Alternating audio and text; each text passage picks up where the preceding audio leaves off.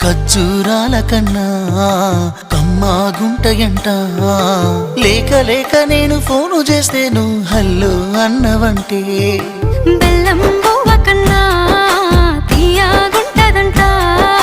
ఎన్నడూ నాడు ఫోను చేసి బాగున్నావన్నవంటే ఏడాది ఎండల్లో ఉంటేనై మోస్తున్న నా బతుకు కష్టాలని పిల్లని సెయ్యి పట్టాలని నల్లని సీకట్లో ఒకదాన్నే కూసున్న దిక్కులేని పచ్చినయ్యి బావా నువ్వెప్పుడొస్తావని ఏళ్ళైపోతుందే పిల్ల